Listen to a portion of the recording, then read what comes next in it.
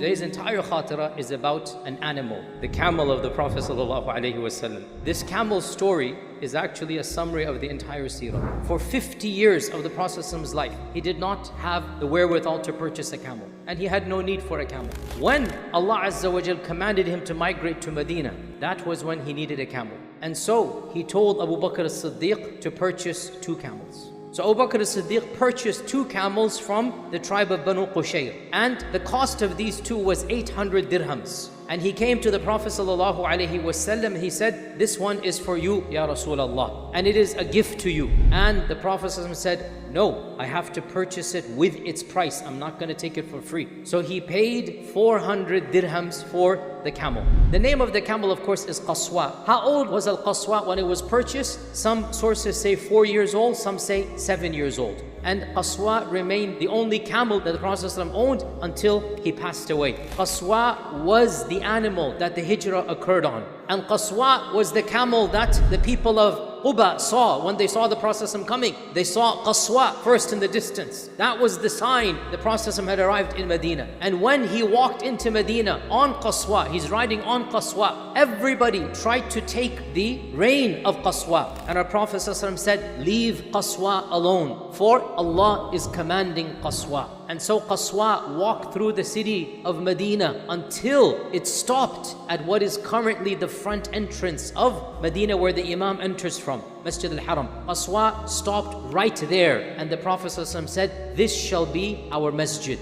Masjid al-Nabawi, its demarcation took place at the hooves of Qaswa. Of course, Allah commanded, obviously, right? Where Qaswa sat down, there was an empty plot there, and the Prophet said, "We have to purchase this plot from the orphans," and Masjid al-Nabawi was built. And in front of that, or some reports say Qaswa traveled another distance, and some reports say in front of that, Abu Ayyub al-Ansari's house, where the Prophet lived for 6 months while his house was built. 1 year after the hijrah, the Battle of Badr takes place, and the Prophet is riding Qaswa in the Battle of Badr. And on Qaswa, the victory of Badr takes place. The Prophet ﷺ wanted to inform the people of Medina of the victory. So the Prophet ﷺ sent Zayd ibn Haritha on Qaswa, and he's marching in, jogging in, racing into the city, and he's shouting out, "Uqba has been killed, Abu Jahl has been killed." And he goes over the entire list until some of the people thought Zayd has lost his mind. It's not possible that all of these 70 people have been killed and Zayd is riding the animal of the Prophet ﷺ, and the rumor incorrectly spread. Astaghfirullah, but maybe the Prophet ﷺ is no longer, and Zayd has lost his mind, become delirious, and he's riding Qaswa because of this. But the point is, the Prophet ﷺ chose Qaswa to ride into the city. Qaswa had a special pen where the camels lived, close to Baqi'. And it so happened in early Islam that a group of Bedouins raided the city and stole Qaswa along with some other animals. And there was a female shepherdess. They took her as well, and they took her and they fled outside the city. And in the middle of the night, the lady, she's a Muslim lady, she managed to loosen her bounds, her ties, and she walked over to the area where all the camels that had been stolen were. And she wanted to ride a camel to go back into Medina. Every camel she came close to didn't recognize her, and so it made the noise of camels. And she kept on going camel to camel until Qaswa. So she jumped onto the one camel that understood what's going on and allowed her to ride in the middle of the night, and that is Qaswa.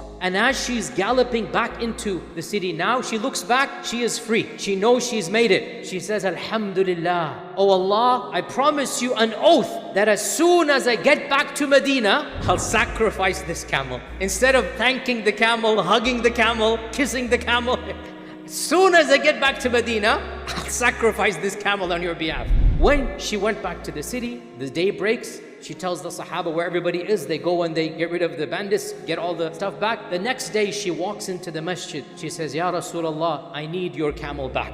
He says, "Why?" She said, "I made a promise for Allah subhanahu wa ta'ala. If Allah saves me, I'm gonna sacrifice Qaswa." So the Prophet ﷺ smiled and said, "What an evil thanks you have given back to her," as a joke. And then he said, and this is a fiqhi principle, there is no fulfilling of the nadr over something that is a disobedience to Allah, and over something that you do not own. You couldn't have made this nadr because you don't own this camel. You must give the kafara of the nadr. Another incident of Qaswa, Sa'id ibn Musayyib said that Qaswa was the fastest camel and no camel could outrace Qaswa. Once a Bedouin came with another camel and a race was held, and that Bedouin's camel won the race against Qaswa. The Sahaba felt sad that Qaswa had lost. So the Prophet ﷺ spoke to them to calm them down. And he said, it is Allah's principle and rule that whenever something is raised up, Allah Azza wa Jal also brings it down. No creation of Allah is consistently winning. Sometimes it'll win, sometimes it'll lose. Another interesting story about Qaswa, that once Qaswa was nowhere to be found. So the Prophet ﷺ sent out people to find Qaswa. One of the leaders of the hypocrites sitting in his house amongst the other munafiqun said, this man pretends, or he claims, that Allah speaks to him from the heavens and he can't even find his own camel on earth. Jibreel came and told him what that munafiq said.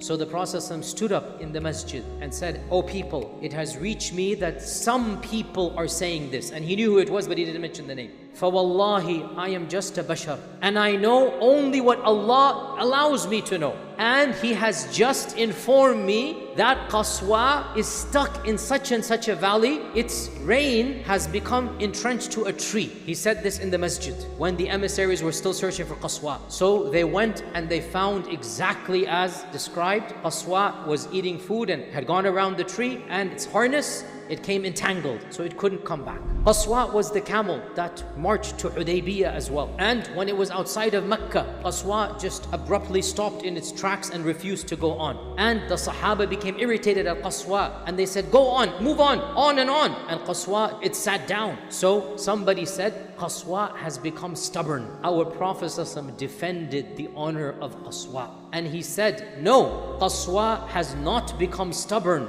and nor is this a khuluq that she has ever been guilty of. Rather, the one who blocked the elephants from Mecca has now blocked Qaswa as well. Meaning Allah subhanahu wa ta'ala has told her to stay here. And then where Qaswa stopped, that's where the Treaty of Hudaybiyah took place. The next year after Hudaybiyah, it was on Qaswa that the Prophet ﷺ came back and performed the Umrah, his first Umrah in the 7th year of the Hijrah. And on Qaswa, he rode and he did the Tawaf. And he did Tawaf on Qaswa later on in Hajjatul Wada' as well. Multiple times Allah revealed Quran on Qaswa. For example, after the Treaty of Hudaybiyah, when the Prophet is going back, Umar ibn al-Khattab came up to him and spoke to him, and he didn't respond. And he thought maybe, the Prophet was angry with him. Then the Prophet recited, Inna fatahna laka fathan mubina. This came down on Qaswa. In the Hajjatul Wada', Ibn Abbas said, I saw Qaswa sit down because Surah Al-Ma'idah was revealed. And the weight of Surah Al-Ma'idah was so heavy, the Prophet could stand it. Qaswa had to sit down. Qaswa was the animal the Prophet rode on when he conquered Mecca. And Ibn Abbas and Anas and others say, we saw the Prophet ﷺ enter from Quday. He entered riding Qaswa, saying Allahu Akbar, and his head was so low it was touching the neck of Qaswa out of humility. When an emperor, when an arrogant general conquers a city, puffs his chest out, puts his head up, but that's not our Prophet ﷺ. And on Qaswa, he marched through entire Mecca until he entered the Kaaba. And on Qaswa, he did Tawaf.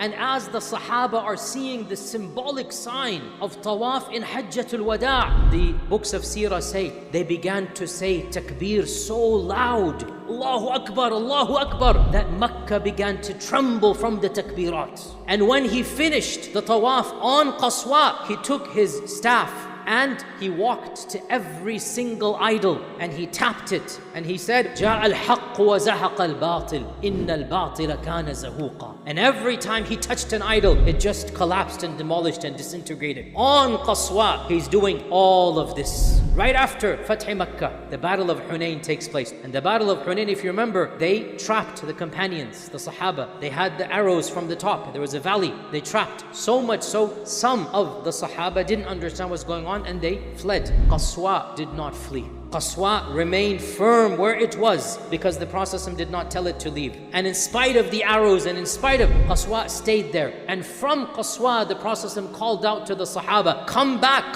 And when they heard his voice, they came back and they fought in Hunayn, and they eventually won the victory of Hunayn. It was on Qaswa that the Prophet ﷺ went to Badr, and the famous incident that there weren't enough camels. 3 people were sharing every camel, and so the Prophet ﷺ also had 2 people assigned. And they said to him, Ya Rasulullah, you ride and we'll walk. It's okay, we're young, whatnot.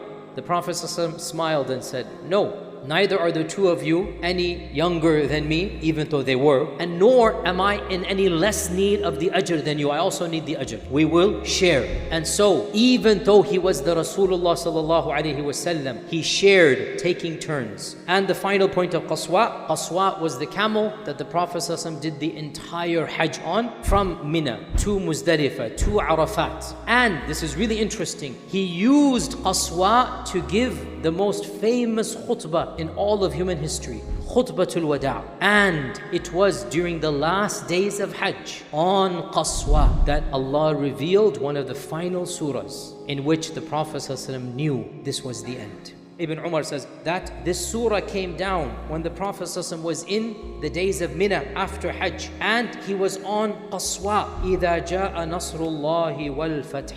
And the Prophet ﷺ knew this is it. And as you know, when he came back on Qaswa to Medina, within a week he fell sick, and a few 10 days after that, he sallallahu alaihi wasallam passed away. And the story does not end here. Qaswa was 15, 16 years old, 17 max. And when the Prophet ﷺ passed away, Qaswa began to cry until it became blind. And in its grief, it stopped eating and drinking normally, and within a month, it passed away.